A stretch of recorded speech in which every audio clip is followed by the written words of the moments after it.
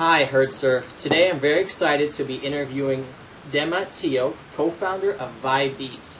Vibease is a nap-enabled personal massager for women which focuses on the stimulation of both the mind and body.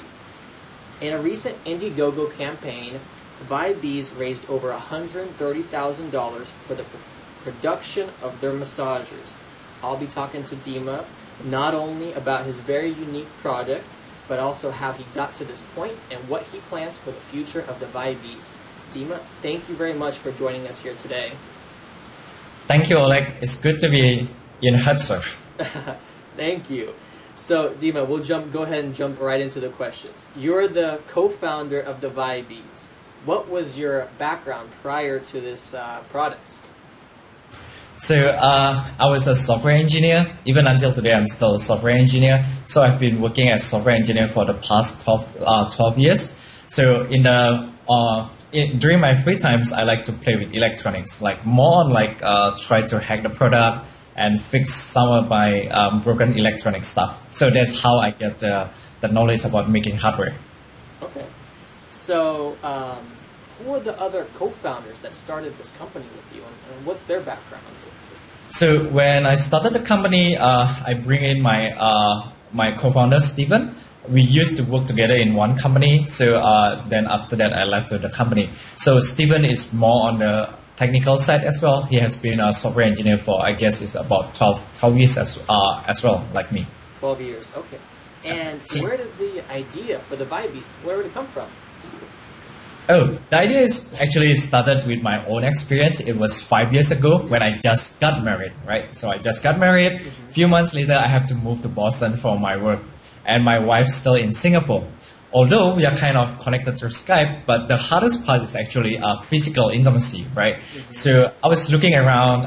I couldn't find something that was easy to use and not invasive.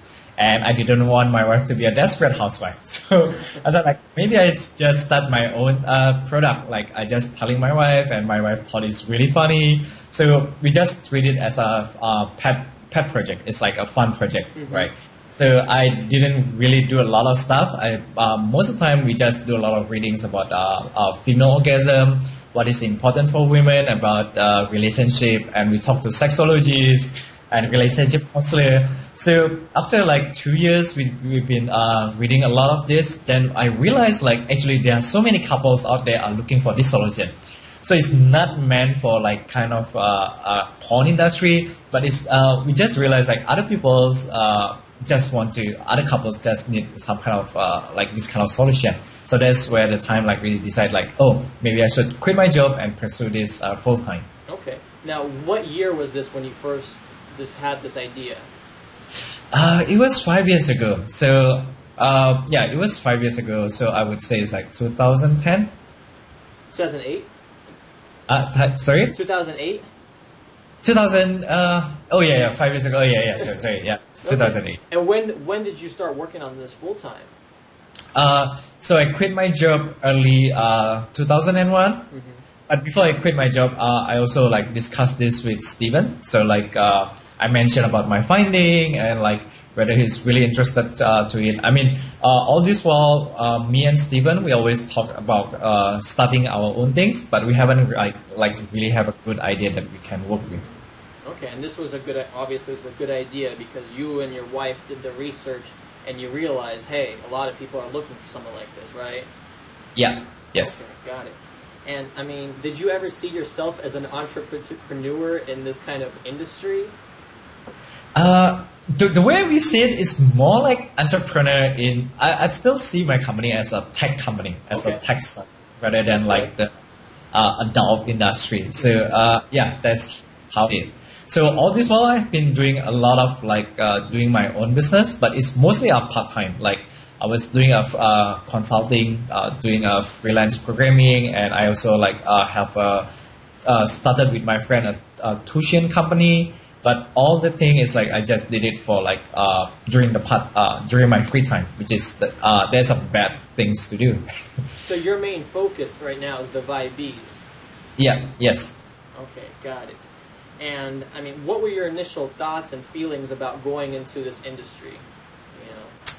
So yeah, it's really hard. That That's probably like took me like 2 years to like really decide whether I want to go to here. Like to be honest, like there's still a lot of stigma. Like the moment we mentioned about personal massager, what everybody thinks is like a huge dildo, like whatever things they seen in a movie, right? Uh-huh. So, but the truth is, what we found is actually personal massager. It was invented by a medical doctor for a medical purpose to help women to have orgasm.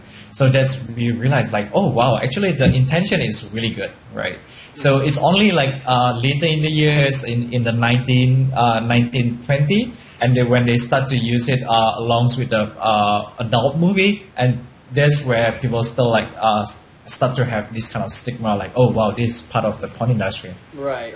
Okay. Yeah, you guys have a very good outlook on it then. So you weren't worried about how your parents or friends or kind of family would react to it? Or are you able to explain to them? I think it's in the beginning it's really hard, especially like you don't have anything to show. Like the moment you mention this, like people are just like, oh, you're just crazy, don't leave your job, you have a good job. So what happened is like I just did it like together with Steven, and he's also married, right? So we can do a lot of research. Only until we have a good prototype, we started telling about to our friends. Like then, and when we start to get a lot of coverage, that's where we started telling a lot of our close friends. And to our surprise, like once they see like we are being covered by media, like they really like, oh wow, this is really good product. And yeah, I think maybe at the beginning we are worried too much, but actually like a lot of people are very supportive to our product. Good. I'm glad to hear that. So can you just tell us a little bit about your product? What are some of the features? And what are some of the unique qualities of it? Yeah, one of the unique quality about our product is like compared to other vibrators in the market is like the vibrators in the market is kind of predictable, right? Because the users is the one that pressing it like soft, medium, hard, right? So we want to try to put emotion into the vibrator. That's where we let like other first is like to let the partner to control it. So it's kind of like you have a anticipation, like, oh wow, this is something new. Like when you do when you're having a real intimacy, sometimes it's like it's just new. Like that's the fun part, right? You don't like to do intimacy like it's very like well. And there's the thing is like letting your partner to control the vibrator. And the other one that we have is that we sync the vibrator together with audio fantasy. So one of the things that we found from the sexologists, like they say, it's for women are much more stimulated through what they hear and what goes into their mind, while men is much more on visual.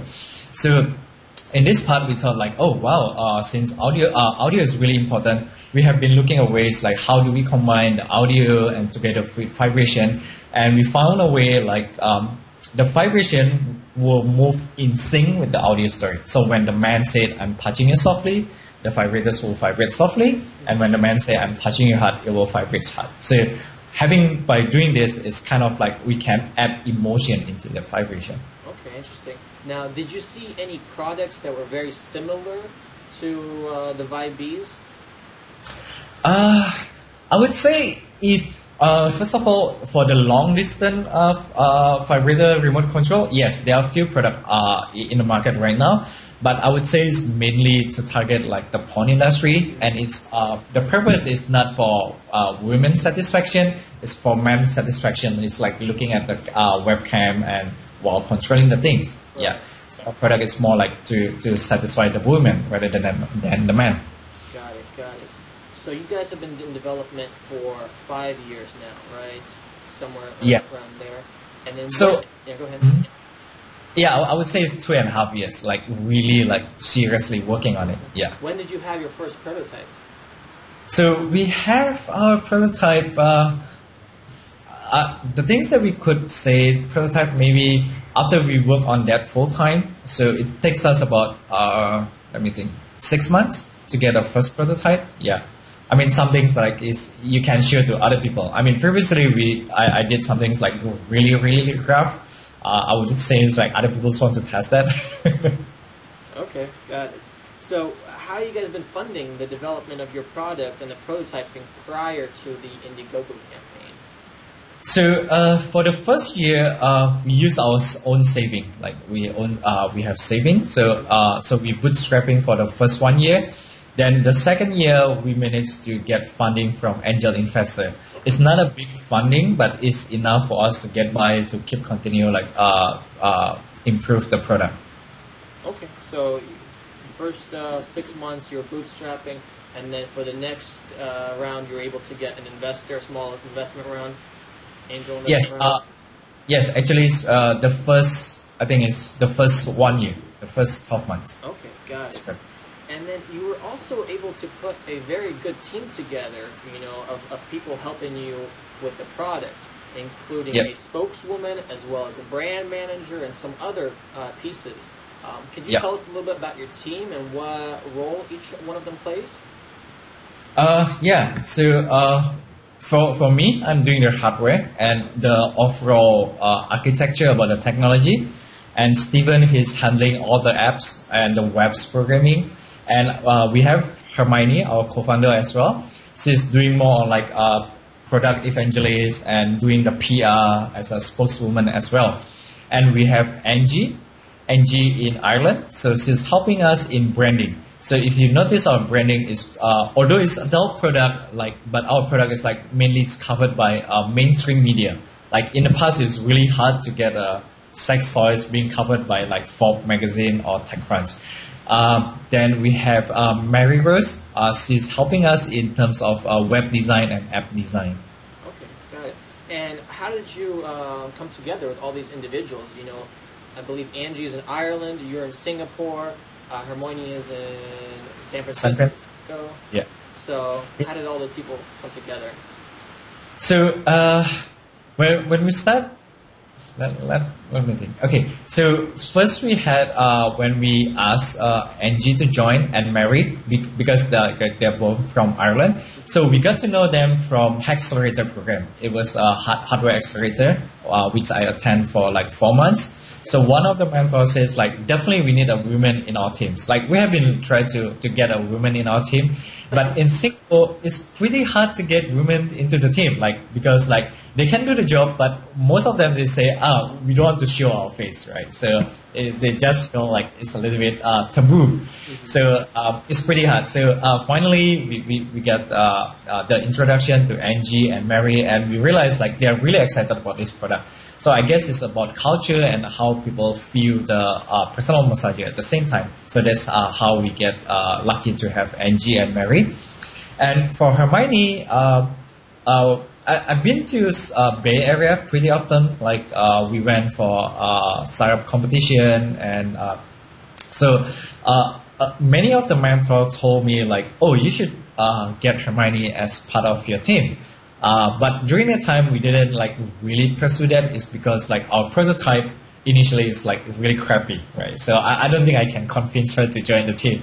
So only recently, once we have a really good prototype, then we share to her she's really like the idea. And the reason why we choose her is because she's in tech, right? She's very in tune with what's happening in the technology, and she did a hardware startup before, so she's really a perfect co-founder for us. Okay, good. So you mentioned the Accelerator, right? And that's a startup accelerator based out of China. So that's where you met most of these individuals, and you said it was a 4-month program, right? Yes, it's a 4-month program. Okay, at what point of your company did you actually start the Accelerator program, and how did you come out of it? What kind of benefits did you see? Yeah, so we heard about Accelerator is about 1 year ago, but we didn't want to go there. It's because most of people told us don't go to China. People will just copy your product within 6 months, right? So we are really worried about that. But I guess there's one point we kind of reach stagnant points. We want to make a better product, better prototype, but it's just difficult. In Singapore, the cost is really high, and it will take a longer time for us to get our result. So at the end of the day, we decided, okay, we should just go Accelerator and see what they can help us. So we went Accelerator in, I think in the late January this year. So I think we learned a lot of stuff over there. Some things like we never seen before. Like we are able to learn from other hardware founders, right? Mm-hmm. And that's really important for us because like all this while the advice that we got is mostly is not applicable for hardware. Like the most common advice I got, like, why don't you guys make it like Apple? Like, as if like we never heard about Apple before. So it's just not helpful. So, but when we went to Herdsurf, we met a lot of guys that they have been doing hardware startup. So they taught us how to deal with the manufacturing, how you find your components, how do you do your prototype. So after the 4 months program is really helpful. Like at the end of the day, we have the best prototype that we could do. Like within that 3 months, within that 4 months, we can come out with like really nice prototype, which I don't think we can do it in Singapore because it's just too expensive for us to do that. And of course, the good thing is when we were there, like we managed to visit manufacturing. So there's where we found our manufacturing partner for our product. Okay. Yeah, I actually heard that area where the accelerator program is based out of is called like the factory of the world because so many items are made there, right? Yes. Okay, so you can get your PCB on the next day. Like you order it today, tomorrow you get your PCB. Wow, that's awesome. It's really cheap. I think it's only cost $10. Wow, that's incredible. So that's the place to go if you want prototyping, right? Yes. Okay, so the accelerator, it helped you guys make a prototype, and then it also puts you in touch with other founders who are based on actual hardware companies, right? Yes. Okay, and so you guys came out of the program after 4 months. You had this prototype, and then what was the next step? Is that when you said, "Hey, listen, let's go to Indiegogo"? Mm-hmm. Yeah, I mean during the program we have been looking at different kind of way to fund the product. So first of all, we have been trying to get investor, like bigger investor to invest on our product. Like many of us know, for hardware product you need a lot of capital. It's not like software. You Right. can just do your coding at your back room. So yeah, we thought about like doing crowdfunding. So after many thought, like we think it's like doing crowdfunding is the best way to do it. So your campaign started at the end of July, ran through August, and what kind of preparation did you put into the actual campaign? You know, I know these things can be very intense, and you want to make sure that you put a really good campaign in there, right? Yes. So the preparation, I guess the things that took the most time is the video. And before the video, we have to think about what is the best story to explain this product, right? So this is a sexy product. At the same time, we want to show the video to mainstream market. So that's the part that took us quite a while to figure out how to do it. Yeah, and of course, the photo is really important too. Like there's a lot of things that we need to do on like getting the best photo and get the best wording to explain the whole product at the same time. Yeah. Okay, now I know there's a lot of options out there when it comes to crowdfunding. You know, there's Kickstarter, there's Indiegogo, there's Rocket Hub. Why did you decide on Indiegogo, and was that your first choice? I guess to be honest, like the first choice most people want to do is Kickstarter. Mm-hmm. So but Kickstarter they have a lot of difficulty for us. First of all, we need to have a US bank account and everything, which is we are able to get that, but it's just too complicated since we are based in Singapore. Mm-hmm. And the second thing is like they don't allow sex related product. So this is the reason, like this the main thing, like we are not allowed to go to Kickstarter. And the good thing is, like, we know some people in Indiegogo, like, we realize, oh, yeah, there's another good alternative for international startup that we can raise crowdfunding. Well, you were very successful on Indiegogo, so it definitely worked out. Yes. Did you have any problems getting onto the actual platform, onto Indiegogo? No, Indiegogo is interestingly like maybe because like not many people heard about it. Most people heard about Kickstarter, mm-hmm. But I really love Indiegogo because like there's no approval required and everything is very instant. Like I can just put my campaign today, and by the time I'm finished completing the form, it's just go live. So it doesn't require approval. Yeah. Yeah. So it's easier to start your campaign, easier to get approved onto the actual platform. Yes. Okay. Yeah.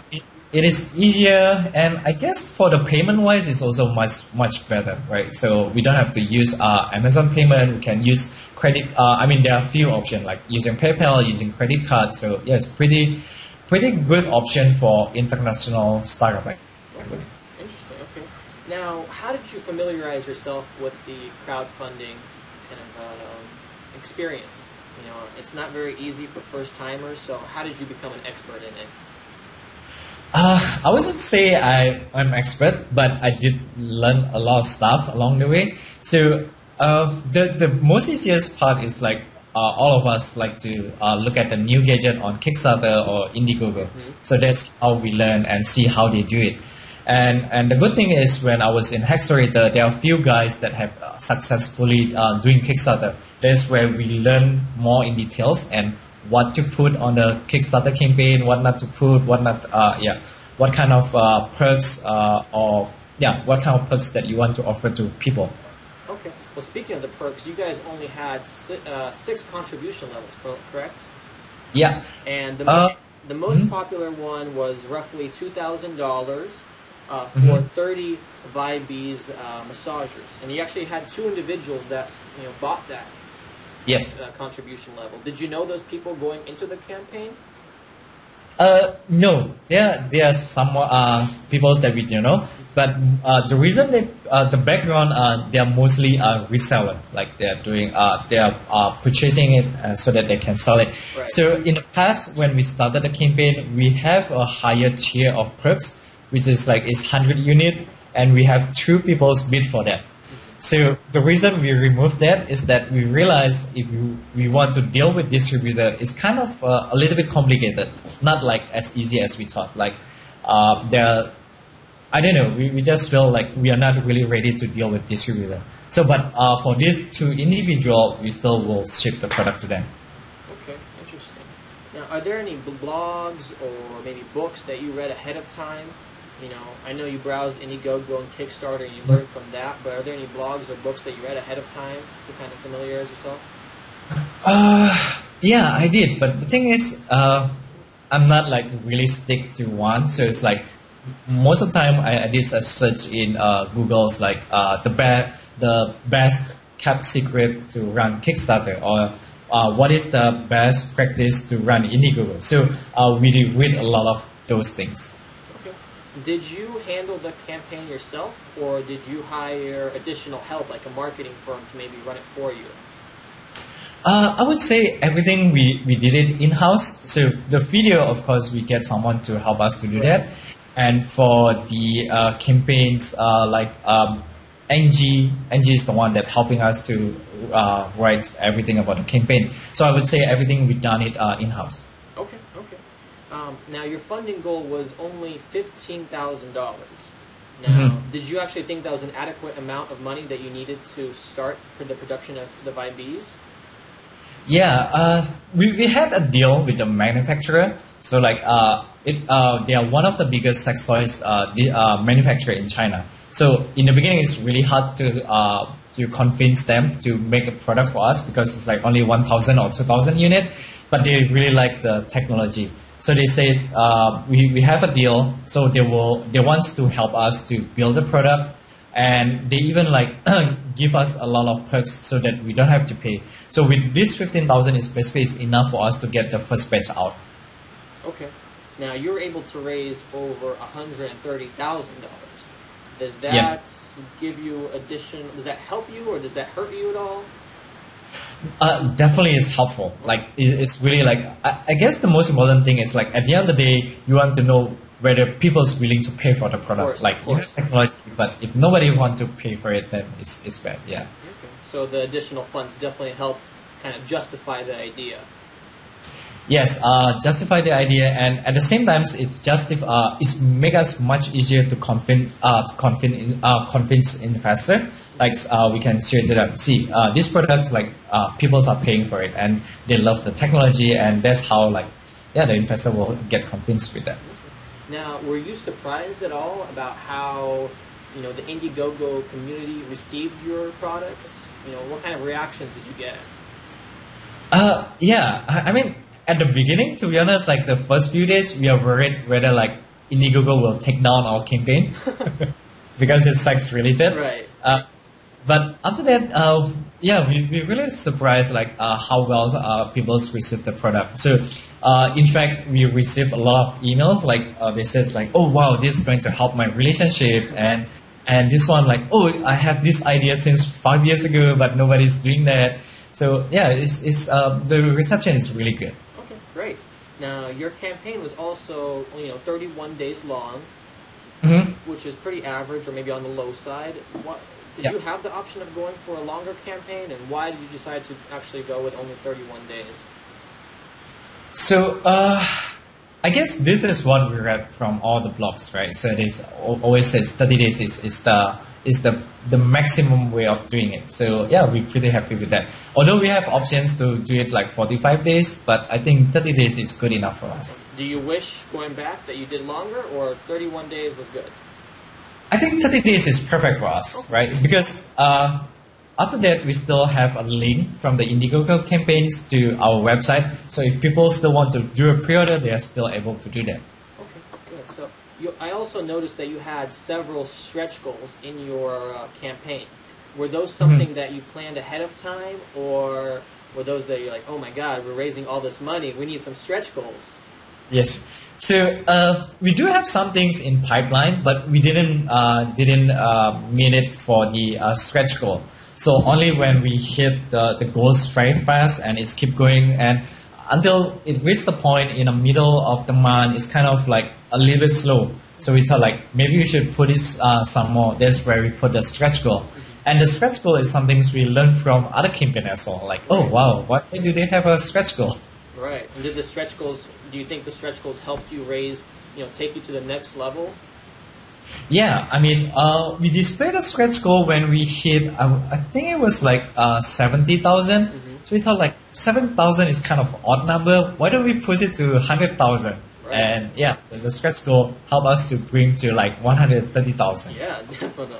So how are those 30 days for you? Because there's running the company, and then there's running the campaign, and having a personal life. How is those 30 days for you? 30 days is pretty busy, especially for the first 2 weeks. Like you have a lot of from the media want to know about your product. But I think that the part that took the most of the time is replying all the emails, like all the comments. Like people want to know like whether this works with iPhone or whether it works with Android. So we have a lot of question about that. Okay, so the most time-consuming aspect is replying to the emails. Would you say that's also the most important part of the managing the campaign? Yeah, I guess that's the most important part. Like once we reply to the question, people are really happy, and I believe if they have a good experience with this, they high chances they will just share it with their friends or on Twitter. Right. Yeah. So they actually provide more than money contributions. They actually offer like free marketing basically because they'll spread it to their friends, right? Yes, that's correct. Okay. So late August, you're done with the campaign. Now what? You got the $130,000. Okay, so this is the most fun part, like this important part. So we need to manufacture it and ship it to all the backers, like get it to the hands of the customer. So there's our highest priority right now. Okay, and you estimated the shipping to be October 2013. Go ahead. Are you anywhere near meeting that goal? Yeah, I mean, on the Indiegogo, our plan was to ship by 31st of October, end of October. But we have been working really hard with the factory. It seems like we might have a slightly delay. So this is because some of the component, we can't get it on time. So some things like people that run Indiegogo that needs to learn that components sometimes can take 2 to 3 months for you to get the components, right? So like in the beginning, we thought like probably we only need like 1,000 maximum component. Then when we hit like 2,000, then we realized, oh wow, how are we going to get the product? So we went to like the DigiKey and all the online components, and we were really shocked. Like they said, oh, for another 1,000, you need to wait for another 6 weeks, and that's like, oh. But the factory tried to help us to source from other places. But yeah, we might have a slight delay. So yeah, we just hope for the best that all the components can arrive on time. So because you raised the additional funds and you maybe sold more than you expected, it's making you guys have a delay. Yeah, Slight delay. Okay, cool.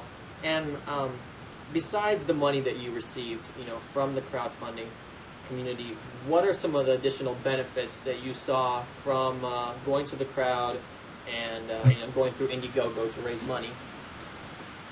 Yeah, I guess the biggest benefit that we had from Indiegogo or crowdfunding in general, the first thing first is to validate your idea, right? You do not want to spend $500,000 producing the product and nobody's want to really to use it. So first is validation. The second thing is once you get validated, second thing is to fund your manufacturing process. The manufacturing, for manufacturing, you need a lot of upfront capitals, a lot of fee that you have to pay before they even started. So when you go to investor, it's really hard to ask them to get money for you to do the manufacturing. So I would say it's Indiegogo is the best way to get funding and to fund your manufacturing process. Okay. So if you were to do it all over again, the crowdfunding part, is there anything that you would do differently? Yeah, I would say it's we would love to spend more time on the providing the photo, the images that we want to put on the campaign, and of course the video, right? So we put about 1.5 months to make to shoot the video, but yeah, we just thought if we spend more time on that, the result will be much better. I mean, I watched your video. It seemed like a very good video. Oh, thank you. You weren't absolutely satisfied with it? Maybe you could have spent a little bit more time producing it? Yeah, I mean, we are satisfied with that. But after looking at other campaigns, so I mean, even after we running the campaign, we still learn from other campaigns how they do better. And there are a few things that we didn't include in the video. So we thought if we include that, probably it will help. Okay. So having said that, what advice could you give to future entrepreneurs looking to for Indiegogo to crowdfund their next product? What advice can you give with the video? What items can they include? And you mentioned that you were missing some videos that you wanted to, some photos that you wanted to include on the campaign. What are those photos?